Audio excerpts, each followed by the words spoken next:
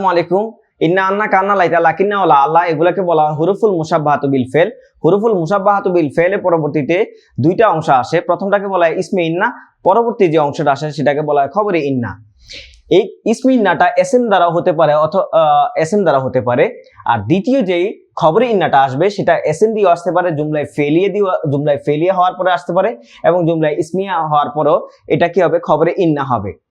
এখন কথা হচ্ছে, যদি ইন্না আসে তাহলে আমার এই এসএমটা, প্রথম এসএমটা হবে ইসমে ইন্না, পরেরটা হবে খবরে ইন্না। যদি আন্না আসে তাহলে প্রথমটা হবে ইসমে আন্না, পরেরটা হবে খবরে আন্না। কা আন্না আসলে ইসমে কা আন্না, খবরে কা আন্না। লাইতা আসলে খবরে, লাকিন্না আসলে ইসমে লাকিন্না, খবরে লাকিন্না। লা আল্লাহ আসলে ইসমে লা আল্লাহ, খবরে লা আল্লাহ। এইখানে হুরুফুল মুশাব্বাহাতু বিল ফেলটি বাক্যের কোনো অংশ হবে না। প্রথমে যেহেতু এসএম আছে তার পরবর্তীতে খবরটির সাথে মিলে জুমলায় ইসমিয়া হয়ে যাবে।